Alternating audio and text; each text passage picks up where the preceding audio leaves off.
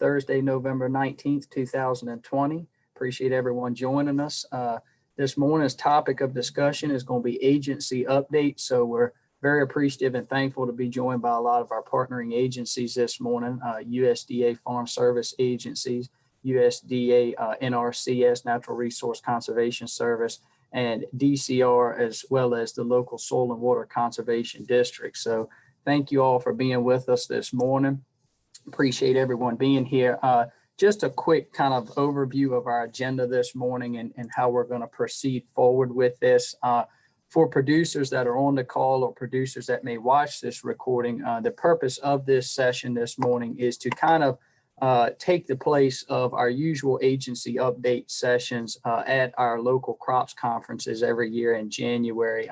As many of you may have heard, we are not planning to host those crop conferences in person this year due to the ongoing COVID-19 situation and health concerns. So we will be offering this morning's session in lieu of that for the agency updates to help the agency spread words on programs, upcoming deadlines, sign-up dates, cost share programs, all sorts of great things that they have to offer for producers. So our agenda this morning, we've got representatives from all different aspects of these agencies with us. So we're going to just start with kind of broad, large topic presentations from each of the agencies, and then we're going to break down into some of the different service centers and offices and districts across Eastern Virginia here that encompass the counties that the agents on the program represent. So we'll start off with a presentation from Mr. David Bryan, Virginia DCR, and that will be followed by a presentation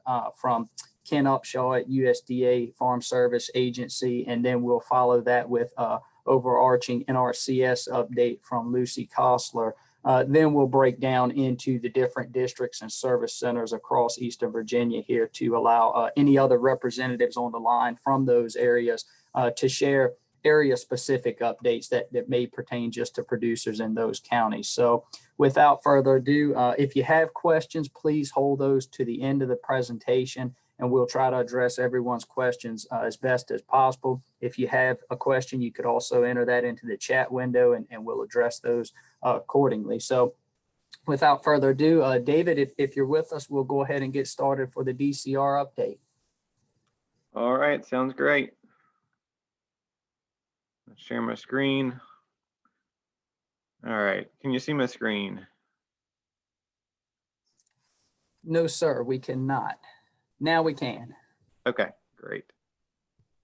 First of all, thanks for having me. It was good to see Lucy and Mike and Ken's names on there. For those who don't know, I used to work with Nrcs for about 8 years before coming to DCR, so it's good to see y'all. Hope everything's going well on your side. For the DCR Division of Soil and Water Conservation, I just want to give a quick update. So the Virginia VAX program, the Virginia Agricultural BMP Cost Share Program, continues to provide opportunities for farmers to reduce sediment and nutrient pollution. It's a water quality program. That's our goal. Unlike NRCS, we're very water quality centric. We don't necessarily cover as many of the resource concerns that they can. And we have 5 different program areas: animal waste, cover crop, forestry, nutrient management, and stream protection. Obviously, in the eastern area of the state where most of you all are working, cover crop and nutrient management are by far the big 2. We just wrapped up a record year cost share in program year 20. Back in June, we had between $60 and $70 million that went out through cost share throughout the Commonwealth. This program year, which started on July 1st and runs through next June, is more of an average year, I guess you'd say. It's about $35 million statewide. And then the General Assembly mandates 70% of that go to the Chesapeake Bay Basin. So roughly speaking, we're looking at around $24–25 million in the Bay and about $10 million outside the Bay. Just a few changes that have happened this year as far as the VAX program goes. In the past, we had a lot of our practices had individual caps on them where a producer could sign up to a certain amount and that was it. all individual practice caps have been eliminated as of this year. What we do have instead is just what we call our participant cap of $100,000, where no matter what practice or suite of practices the participant signs up for, they can get up to $100,000 worth in cost share for their farm. We do have a few sort of high dollar type practices that are eligible for a variance from that. So a lot of our stream exclusion and animal waste practices that are typically can be $200,000, $300,000 or more $1,000. We do have a process whereby applicants can see if they can get a variance to that cap to go over. So another change this year is specialty crops have been given increased emphasis in VACs. I know a lot of us are, no matter what agency you work for, are getting more interest in specialty crops. I know I particularly have gotten a lot of questions on hemp over the past couple of years. In the VACs glossary this year, we define specialty crops extremely broadly as vegetables, tree crops, perennial vine crops, ornamentals, horticultural, tobacco, hemp, turf, and other similar crops.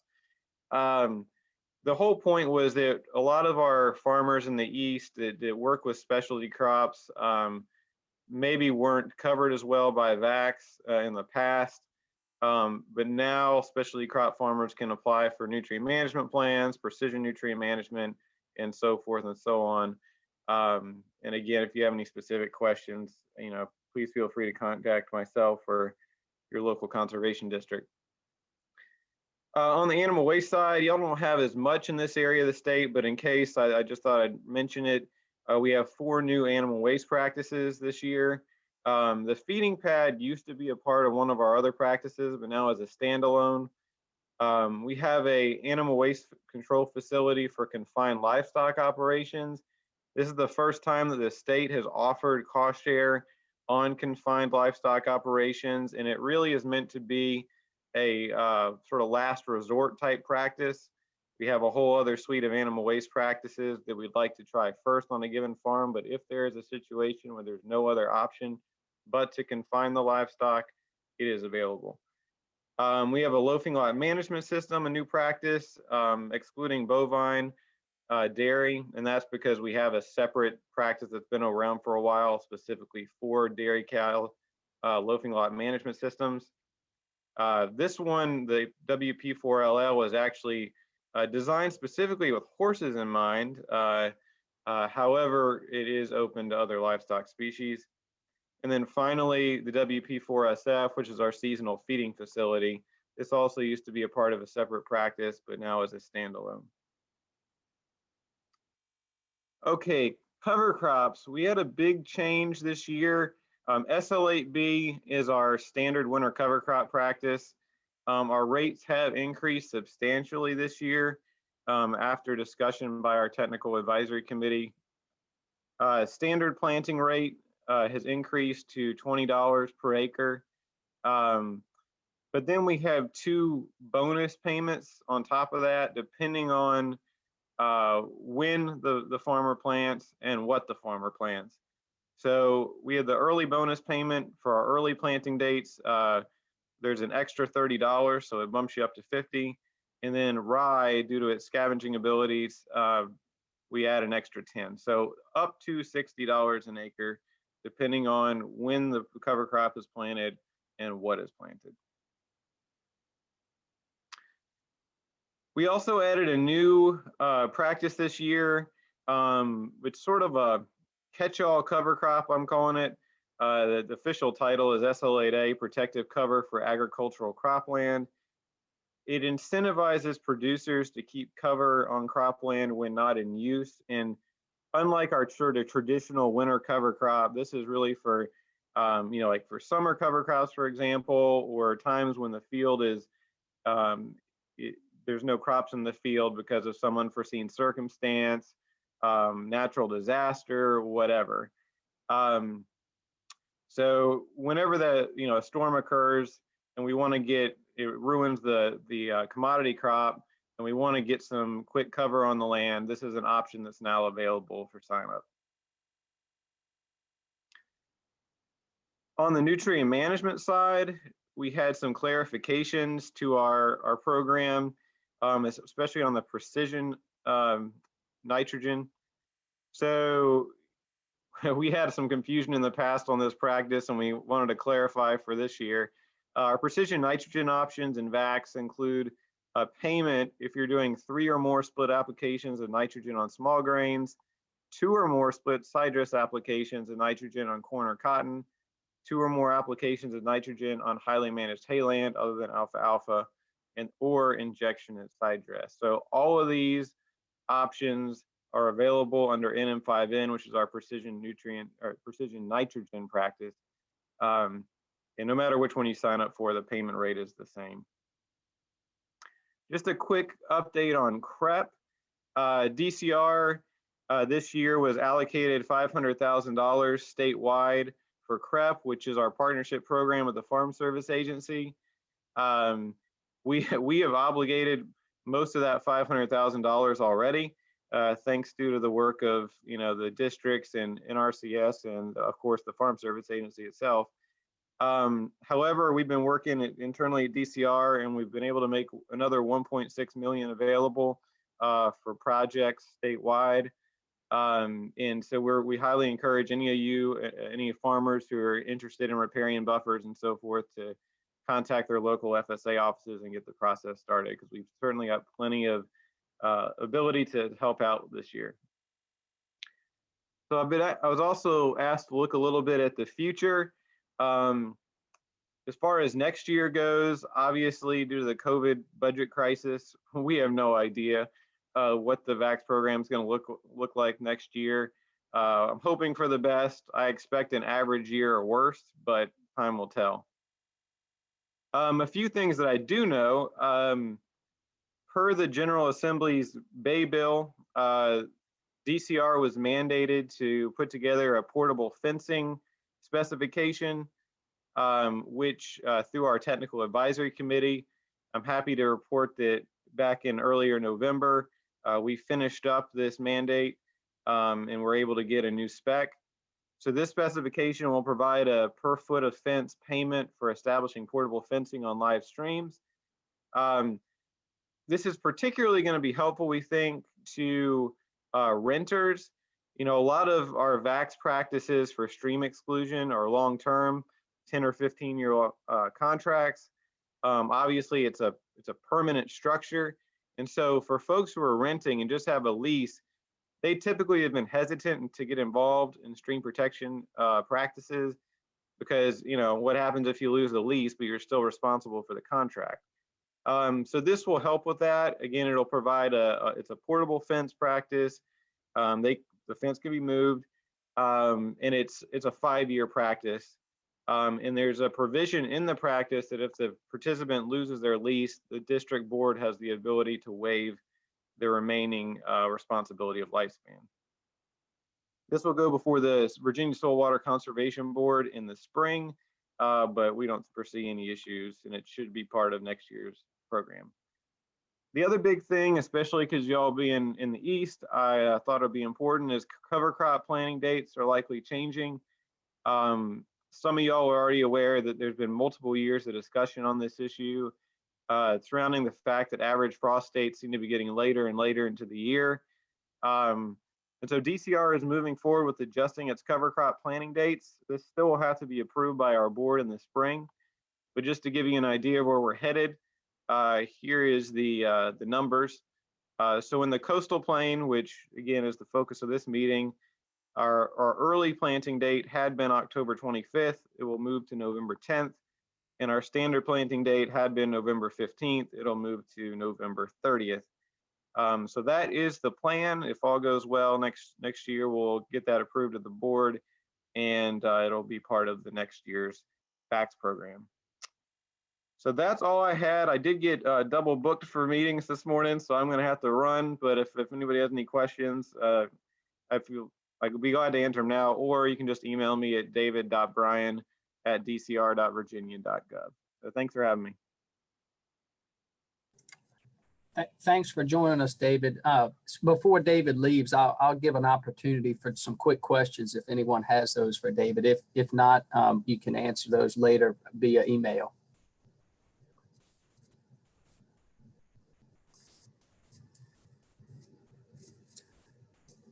All right. Well, not hearing anything, we'll go ahead and move forward. All right. Thanks, everybody. Thanks, David. Appreciate you joining us. Next up, we have Ken Upshaw from the USDA Farm Service Agency. Ken, are you with us this morning?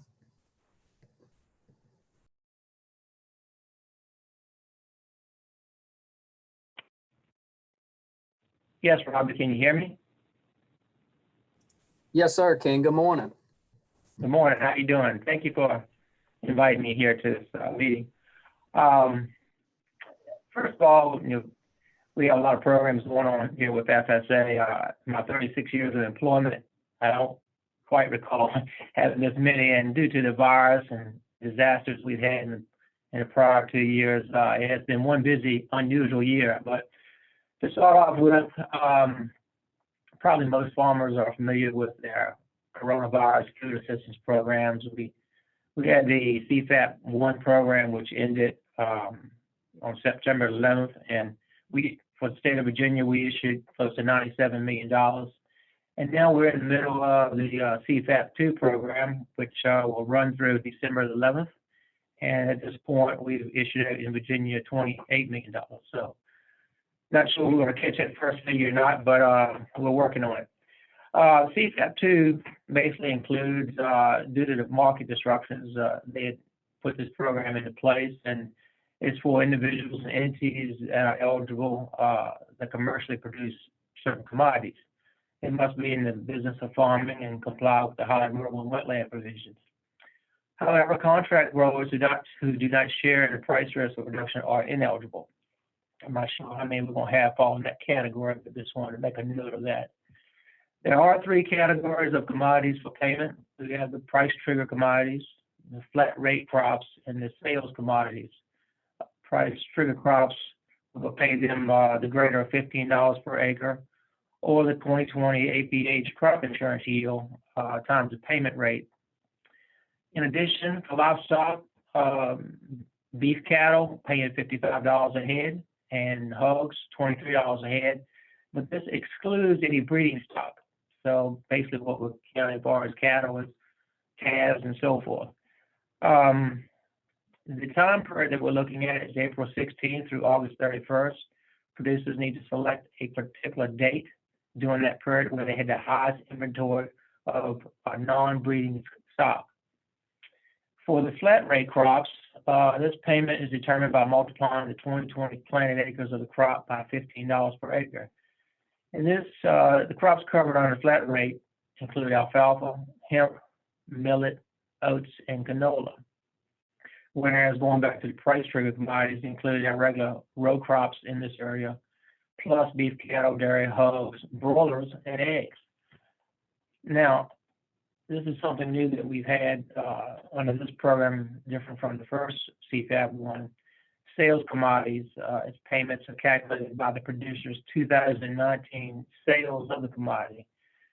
These commodities include fruits and vegetables, aquaculture, nursery crops, and floriculture. Okay. However, they must have a 2020 crop report on file with FSA office. If they haven't, they can mail file one. And like I said earlier, the sign up for CFAP-2 is going to continue through December 11th. Also, the Farm Bill Program ARC PLC, the option to change elections, whether you want to put it in ARC County, ARC Individual, or PLC. It's available beginning this year. It runs through 2023. The option to change this election needs to be done by March 15th. So producers need to come in by that date to sign up for the 2021 program. If they're not making any changes to the election, then the producer who's sharing in the base acres can sign the application. However, if they are changing their election, then the owner on the farm who has an interest in the crop or in the land, they will need to sign the application. Looking back at the 2019 ARC County and PLC payment rates just received here in October, as most of you know, there was not a payment for soybeans under either the PLC rate or the ARC County rate.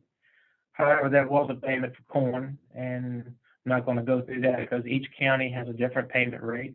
However, with PLC, everyone received 14 cents a bushel, and that was determined on their base acres. We don't have many dairies left in the area. I think I have one in the 2 counties, and there's a couple that, out of the Tappahannock office. But under the Dairy Margin Coverage Program, enrollment for 2021 is going on, and it will continue through December 11th. And that is just basically a renewal of the contract that they had signed earlier when enrolling in D&C. But this offers protection to dairy producers when the difference between the all milk price and the average feed price falls below a certain dollar amount. So payments are triggered for 7 months in 2019 and 3 months in 2020, excuse me. All right, item that's going on now, with all the moisture we've been getting, I'm sure there's some preventive planning out there of small grain. Obviously, the most important thing is if it's insured, the producer needs to contact the insurance agent immediately. But also they need to visit the FSA office and report this acreage. The final planting date for barley in this area is November 5th, and they have 15 days, which is coming up on tomorrow, the 15th day, to report prevented planting barley. For wheat, the final planting date is November 20th, and they cannot report prevented planting until after the final planting date. So we've had a few try to come in this week to report prevented planting, but they're going to have to hold off until next week. But they too have 15 days from November 20th to report any prevented planting of wheat. Okay. Marketing assistance loans, also called commodity loans, inventory loans, just another tool producers can use to create cash flow and possibly delay selling the grain until market prices are more favorable.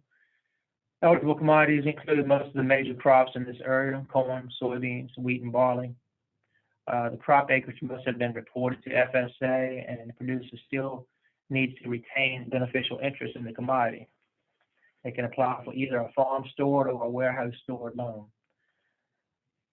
The inventory or MAL loans mature on the last day of the 9th month following the month it was approved. Interest rates are determined in the month the loan is dispersed. Currently, the November interest rate is 1 1/8%, which is very reasonable, lowest that I can remember it being. However, they're subject to change each January. Currently, loan rates in the area may be a difference of a cent or two, but for this area, corn is $2.34 a bushel, soybeans $6.39 a bushel, wheat $3.24, and barley $2.19 a bushel. Just a reminder to producers when they get ready to market the grain, they first need to contact FSA. It's a couple of different payment options. Obviously, you can pay it in advance before you start moving the grain. There are other options where you can have the buyer write a joint check for the grain that's delivered.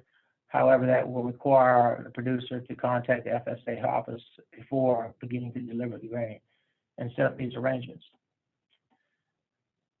Farm storage facility loans. These are grain bins, a variety of structures and facilities. Loan terms up to 12 years. Current interest rate for a 7-year loan is 0.5%. That is starting to draw some interest in the area. Obviously, the purpose of the FSFLs is to acquire and construct or upgrade new or used farm storage and handling equipment. Also includes equipment as far as handling trucks and portable or permanent storage and handling equipment, dryers and so forth. Included in the FSFLs is microloans. It's an option for producers where they can borrow up to $50,000 with a minimum down payment of 5%, without proving a storage need, where normally it would be a 15% down payment, and you would have to provide a storage need. So basically how that's determined, they look at your history and determine if you, for example, if you need 100,000 bushels of storage, just have to grow crops in the last 2 years equal to 50,000 bushels. So we multiply it times 2 to determine your storage need. Loan amounts that exceed 100,000 will be subject to a real estate collateral. The turnaround time right now for FSFLs could take up to 60 days due to an environmental review. One other program going on right now is a NAP program for produce, fruits and vegetables. Currently, the upcoming deadline to acquire the basic or the buy-up coverage is tomorrow, November 20th, for peaches and caneberries, and I think honey is coming up on December 1st, but most crops, the application deadline is February 15th. Robbie, that's all I have. Anyone has any questions, I'd be glad to help. All right, thanks, Ken, for joining us and providing an update. Any questions for Ken before we move forward to the NRCS update this morning, and then we'll kind of do a round robin between all the different offices and districts for any area specific or county specific comments or programs. Robbie, I also have another meeting going on at the same time here. So if anyone has any questions, I'd be glad to help them now. And any questions for Ken? And if not, we'll be glad to provide Ken's contact information, and you can contact him directly after the meeting, or your local FSA representatives. I know we've got a couple on the line with us here that I'm going to give them an opportunity to comment as well. So any questions for Ken? All right. Thanks, Ken. Appreciate you joining us this morning. Thank you, Robbie. All right, our next overarching update is going to be from the USDA Natural Resource Conservation Service, and I think we've got Lucy Kossler on the line with us that's going to provide that this morning. Are you with us, Lucy? I sure am. Could you hear me? Yes, ma'am. Yes, ma'am. All right. If anybody has trouble hearing me, let me know. This computer works sometimes and then it randomly drops out, but I've got a headset I can put on if I need to. So Mike was going to give the talk for you guys today, but he got called out to help a customer. So I apologize for not having anything in writing or anything I can share on the screen. But I did want to go over an update with what NRCS will have available to help everybody with this year. And if anybody has any questions, of course, you can ask me, or you can go to your local office and speak to your local folks also. So I'm going to start out with some numbers, with some funding numbers that we have, and then I'm going to go into some different programs very briefly, and then I'm going to end up with some deadlines that we're looking at that will affect producers as well. So, excuse me, first of all, right now we do not have a whole lot of FY21 information. It has not been released from headquarters to our state office, and then from our state office out to the field. But there was a webinar yesterday where they did release some numbers and a couple deadlines and a couple anticipated deadlines. So that's what I'm going to give you guys. We will be learning more as the fiscal year rolls forward. So if I'm not able to answer anything today, give us a little bit and hopefully we'll be able to help you as soon as we get that information at the field level. So right now, statewide across Virginia, there are right around 2,400 active contracts with $131 million that is obligated out in active contracts covering 500,000 acres. So again, that's statewide, and that includes several different programs. Last year alone, and just as a reminder, our funding has already been predetermined through the Farm Bill. So all of the stimulus packages and everything that's going out for Corona does not affect, should not affect the funding that we have available, at least as far as the 2018 Farm Bill covers. Last year in EQIP and CSP are, which is the Environmental Quality of Incentive Program. That is the program that we use to help new farmers, to help correct resource concerns in the field. CSP, or the Conservation Stewardship Program, that is a program that we use for folks who are doing a fantastic job in the field. They've usually been working with us for a little while, and we're able to help those folks who have already gone through EQIP, who have already fixed any resource concerns out in the field, but they still deserve to receive some sort of financial incentive to keep doing well and take care of the land and keep it sustainable. So for EQIP, last year we obligated $24.6 million over 441 contracts.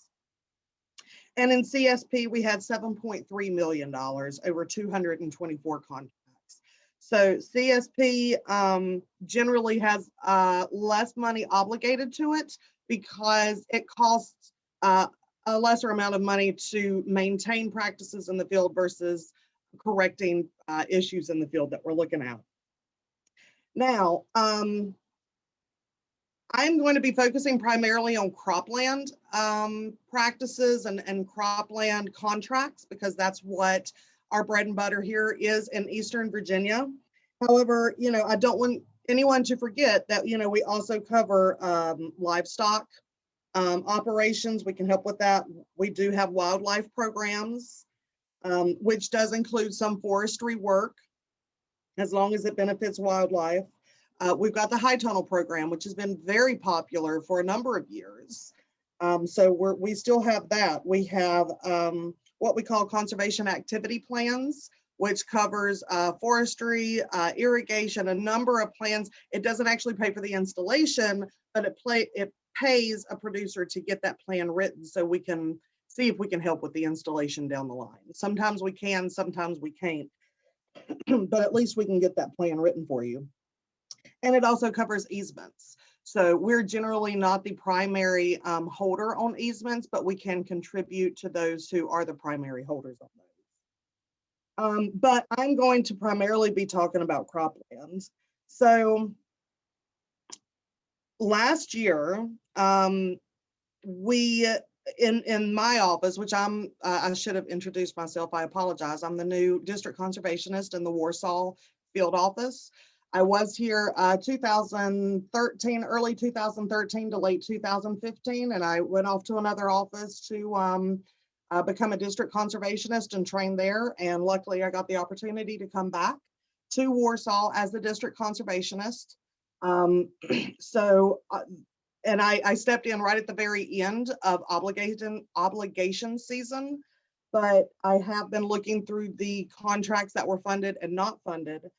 We didn't have a whole lot of EQIP contracts that were not funded. There's a multitude of reasons for that. The cropland practices that are available to most of our producers have already been adopted by producers in this area in particular. I can't speak for other areas. And once you adopt that practice, historically, you cannot reapply for it.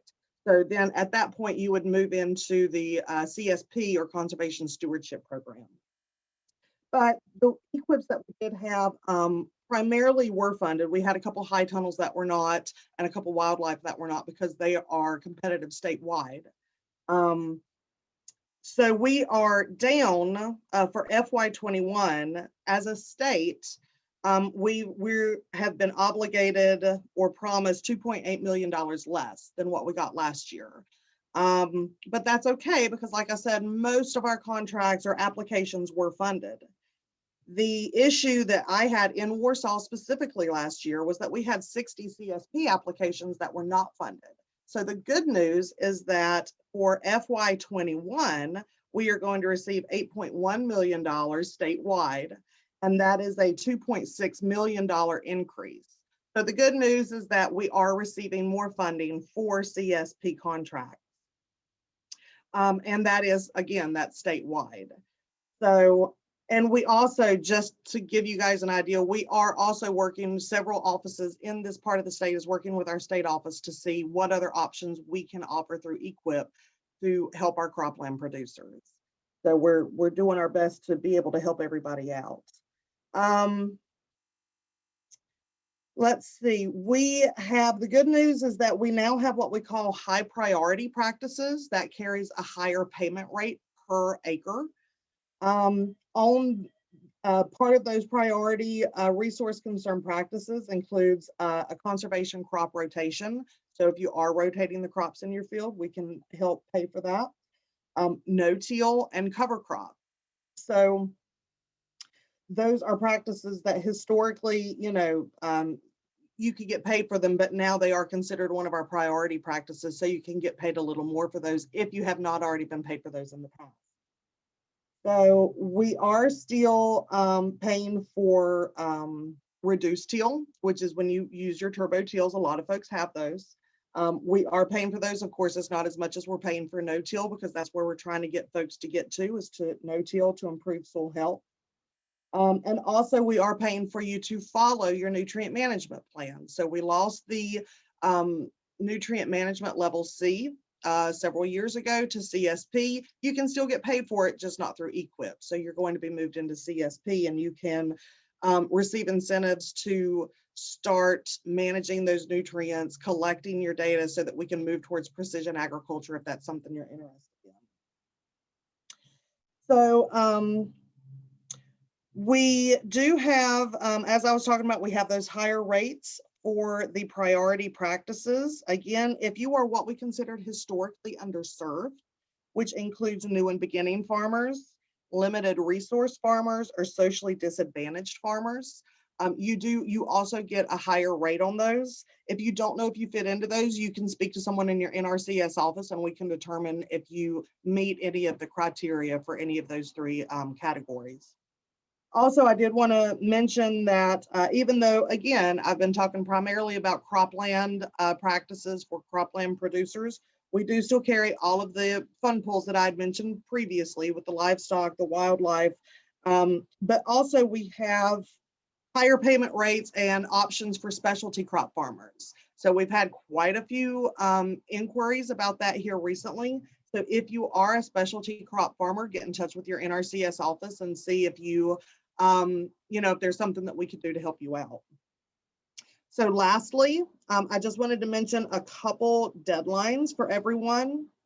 Coming up, let's see, December 4th, we have a Csp Renewal ranking. So what this means is if you are coming out of a 5-year contract and it was a brand new contract 5 years ago, meaning it was not a renewal, you've been in it for 5 years, not for 10, then you are eligible to be submitted for Csp Renewals.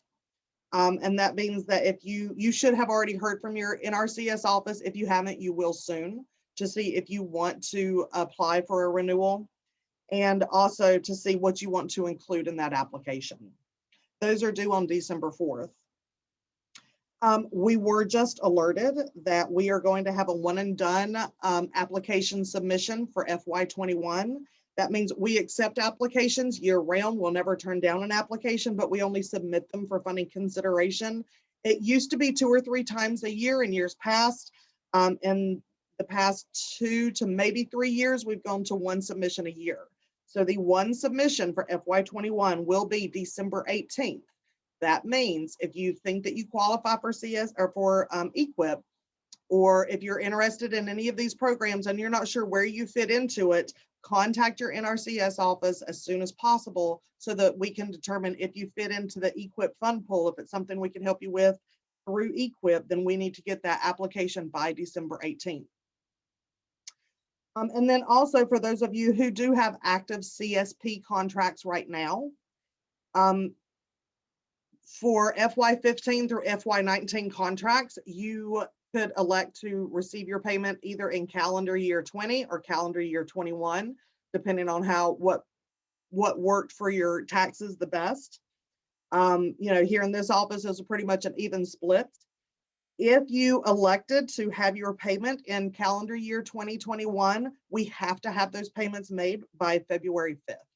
So expect some phone calls or to come into the office between January 1st and the first week of February, because we will need to make those payments as quickly as possible after the new year.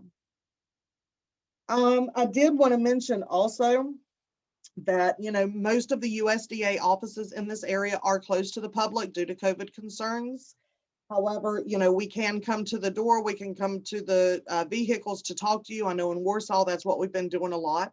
But also don't forget too, that if you need us to come out to the farm, Nrcs, I'm not speaking for FSA, if you need us to come out to the farm to look at anything, we are still operating our vehicles. We're getting in our trucks and we're going out to farms and we're finding, tracking down producers to take care of business. So don't hesitate to give us a shout and let us know if you need us to come to you. So Robbie, that's all I have, unless anybody has any questions for me. Thanks, Lucy. Appreciate you being here and giving the update for NRCS. So any quick questions for Lucy for her update this morning? If not, we'll move forward to the individual location offices.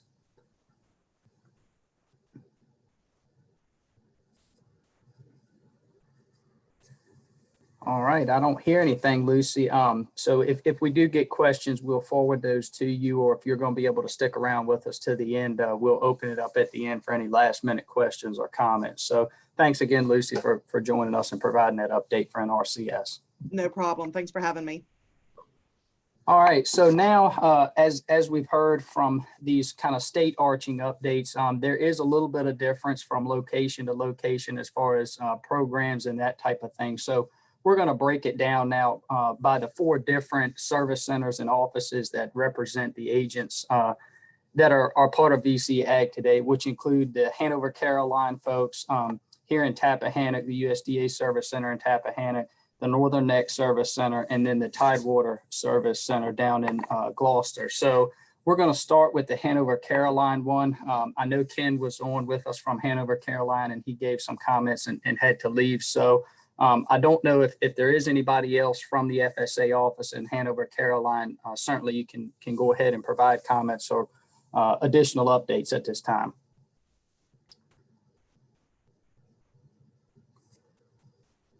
All right, not hearing any, we'll move over to the Hanover, Caroline Soil and Water Conservation District. I know we've got Jim and I believe Kempler as well with us. So if either of you have any comments or specific updates for Hanover, Caroline, please share those.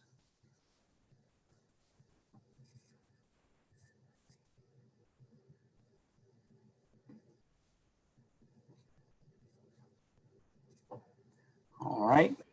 At this time, I don't believe we have anything to add at this time, but thank you. All right, thanks, Kemper. If you are within the Hanover, Caroline Soil and Water Conservation District and have specific questions or interested in any of those programs, please reach out to either Kemper or Jim for that.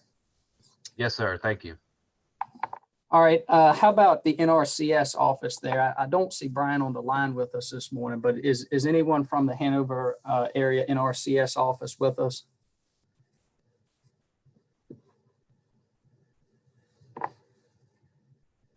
All right, we'll move forward. So now we'll move to the Tappahannock Service Center office. Courtney, I think you were on the line with us. I didn't see Mallory. Any additional comments that you'd like to provide for producers in Essex, King and Queen, and King William counties? Hey, Robbie, this is Mallory from the Farm Service Agency in Tappahannock. We have pretty much the same programs that the Hanover, Caroline FSA has. We have the CSAP2 program open right now. The deadline December 11th. Also acreage reporting, the small grain acreage reporting deadline is January 15th. Also the RPLC sign up for FY 2021. That deadline is in March, so you can come in to do your 2020 sign up for that. Also the dairy program is open. That also is the deadline of December 11th. I think we only have 2 here in this office. And also any loans, the FSFLs and MALs. So I think it's pretty much the same as Hanover, Caroline, but we do have some deadlines coming up in December for some of those programs. But that's all that we have.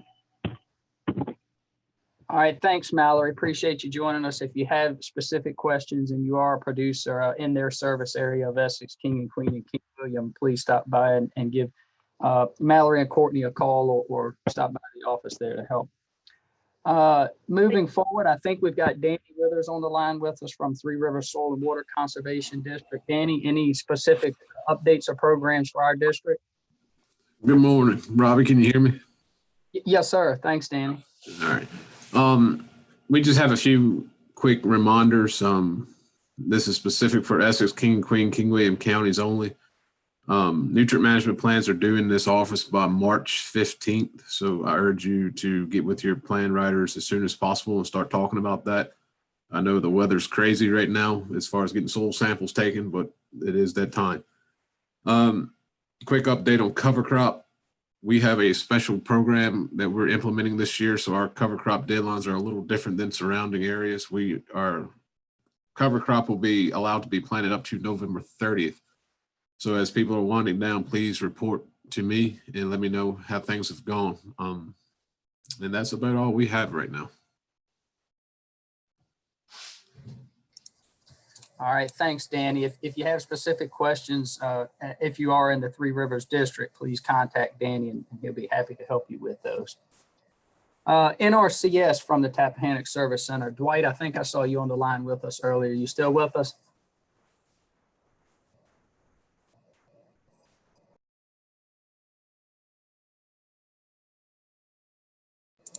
Dwight may have had to leave. I was just checking. I don't see him on the, oh, I do see him. Dwight, you still with us?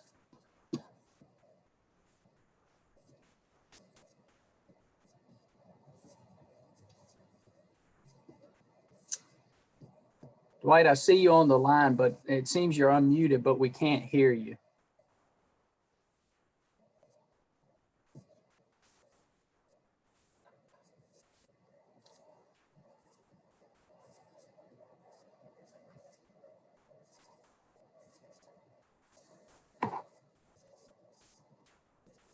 All right, Dwight, if you'd like to, you can call the number to join the meeting and we'll circle back around to you for the Tappahannock office updates for NRCS. We'll go ahead and move forward to the Northern Neck offices. We'll start with FSA in the Northern Neck. I believe we have Sharina Logan with us. Sharina, any additional comments for your folks?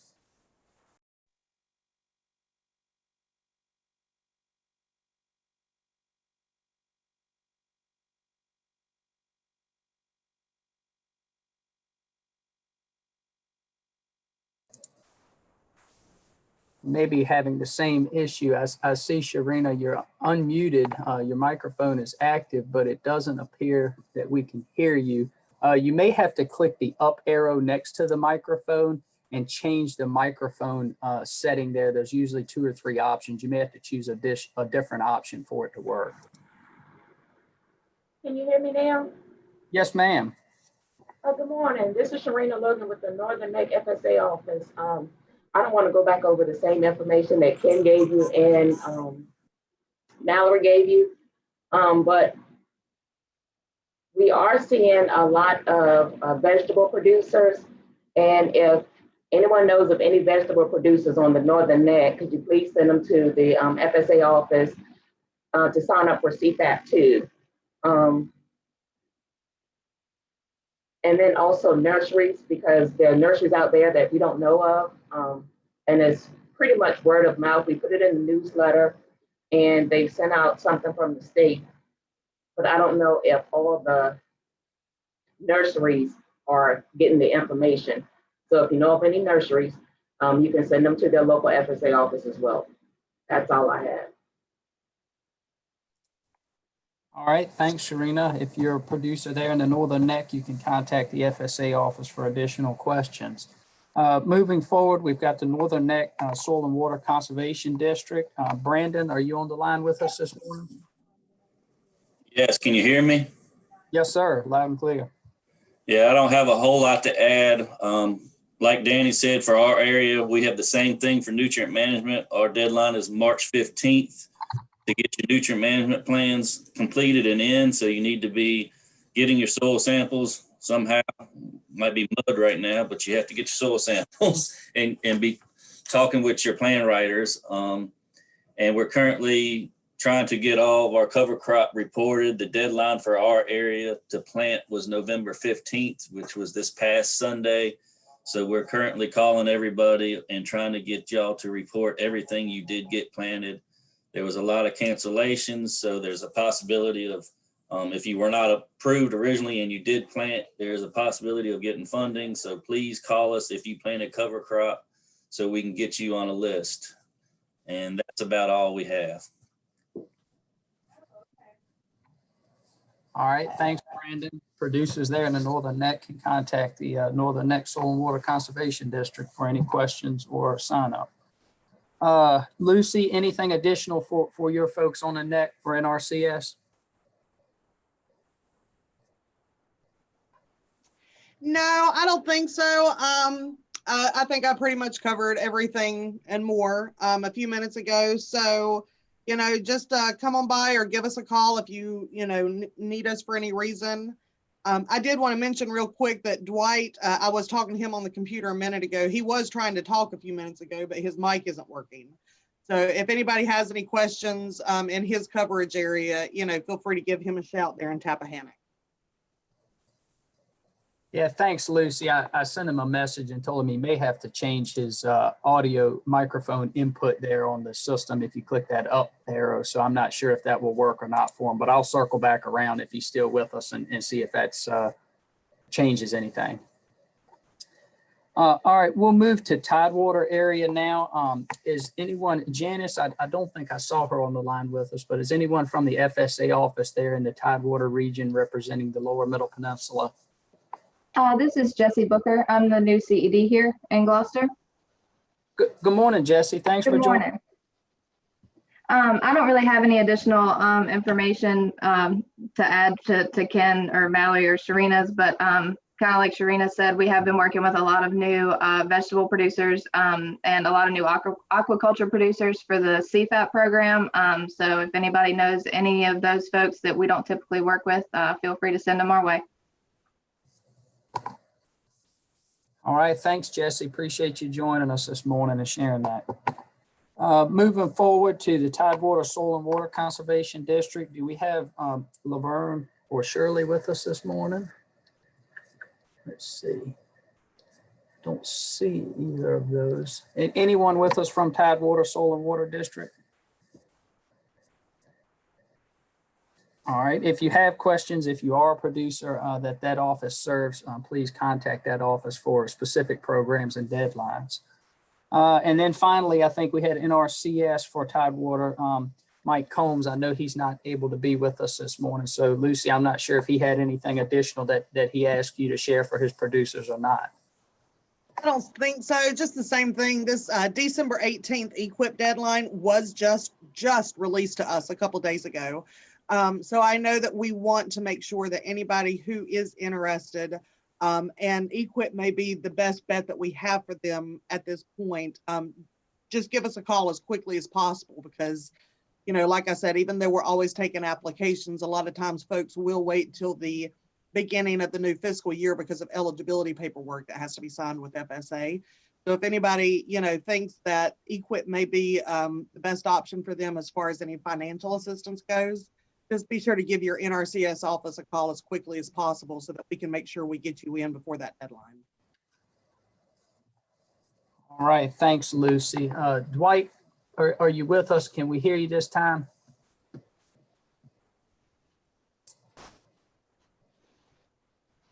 Not hearing Dwight, so he must still be having microphone issues. If you are in the Tappahannock Service Centers region for Essex, King and Queen and King William, for any NRCS programs, deadlines, sign up, please contact Dwight there. The phone number to the office is 443-2327. Again, that's 443-2327.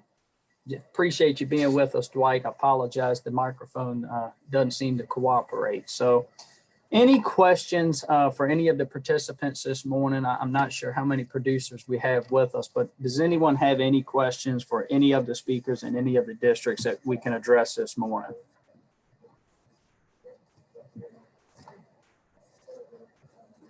Robbie, this is Sharina again. Yes, ma'am, Sharina. I did want to put a plug in for the beekeepers. December the 1st is our NAP coverage for honey. That's the deadline for that. And if you're a farmer less than 10 years, a beginning farmer with less than 10 years, you can fill out a CCC 860 and the coverage is free. And then you have to submit your acreage report for your beginning inventory by January the 2nd. So I do want to put that plug in for the beekeepers if it's any out there. All right, thanks, Sharina. Appreciate the update for any beekeepers that may be listening. The presentations this morning have been recorded, so we do plan to share these out to all the producers in our respective counties. So any of the folks on the partnering agencies, if you'd like a copy of the recording to share with your producers or send out, please let us know. We'll also send that out and post the recording as well. So appreciate everyone's patience and being with us this morning. We know we normally like to see everyone at our crops conferences for a great meeting and a great venue, but unfortunately, we just don't think that's going to transpire in 2021. So appreciate you all taking the time to join us and do this in lieu of that event. So thank you to all of our guest speakers this morning from DCR, the different soil and water conservation districts, USDA Farm Service Agency, as well as the USDA Natural Resource Conservation Services. So thank you again to all of our speakers. If you have specific questions for any of these departments, please contact your local agency and they'll be glad to help you with that. Two final comments that I would make. If you have joined us or any producers that do listen to the program, if you could please visit our evaluation link, which you'll see in the presentation on the slides that are advancing. Please just fill that out. And if there's anything that you'd like to see covered in the future, topics of interest, please let us know and we'll be glad to address those. Also, just would like to thank the production team of agents that make this possible. Laura Maxine in Hanover, Mike Broadus in Caroline and King George counties, Stephanie Romelchek in Westmoreland County, and Trent Jones in Northumberland and Lancaster County, and myself, Robbie, in Essex County. Appreciate everyone joining us this morning and thanks for being here. Hope it's been a helpful update for everyone. Take care and we'll see you all next time, next Thursday morning on VCE AG Today.